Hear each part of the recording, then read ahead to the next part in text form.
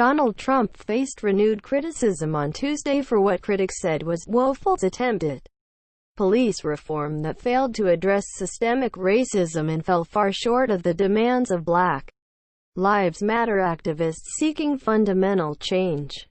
The U.S. president issued an executive order that would discourage police from using chokeholds and create a national database for police misconduct. But while Trump's remarks in the White House Rose Garden began with a somber list of African Americans killed by police, they soon turned into something resembling a campaign speech, touting the stock market and retail sales and arguing school choice is the civil rights cause of our time. The president has been scrambling to respond after the death of George Floyd, an African American killed when a white Minneapolis officer pressed his knee into his neck for nearly 9 minutes. The killing touched off the biggest civil rights uprising for half a century in a moment of national reckoning on racism, with 9 officials at his side, some in law enforcement uniforms. Trump signed an executive order aimed at promoting accountability in law enforcement. It uses federal government grants to encourage police departments to meet certain standards for use of force, including banning chokeholds, except in cases where an officer is targeted by deadly force.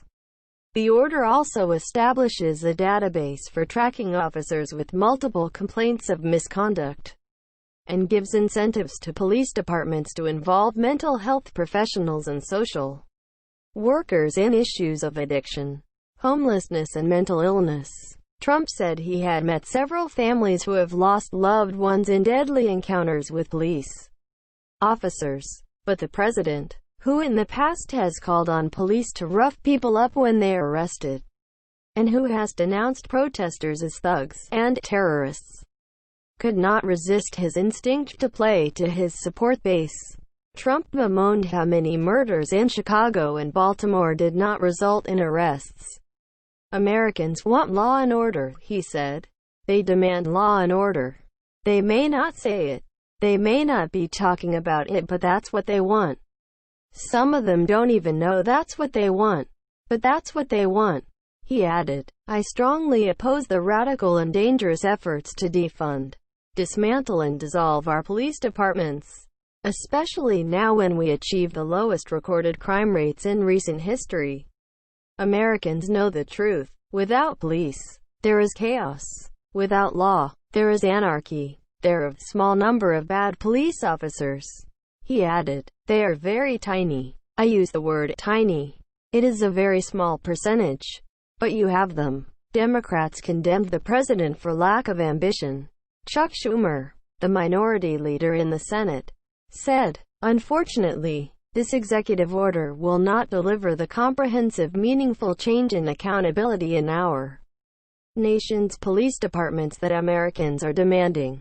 Vanita Gupta, president and chief executive of the Leadership Conference on Civil and Human Rights, said, this executive order is a woeful attempt to shift focus from the dangerous rhetoric and policies he has previously promoted. Piecemeal reform effort will not achieve the transformative change needed to heal our country and usher in a new era of public safety in which all communities thrive. Police reform proposals are also emerging in Congress. A Democratic plan would limit legal protections for police and ban chokeholds. A Republican plan, drafted by Senator Tim Scott, for a bill with restrictions on chokeholds and other practices is expected to be announced on Wednesday. Some cities and states are also moving ahead with changes of their own. Keisha Lance Bottoms, the mayor of Atlanta, pledged to change police use of force policies and require that officers receive continuous training in how to de-escalate situations. The announcement came after the police killing of another African American man, Rayshard Brooks, 27, outside a fast food restaurant on Friday, sparking demonstrations in the city. The restaurant was burned down over the weekend and the officer who shot Brooks was fired.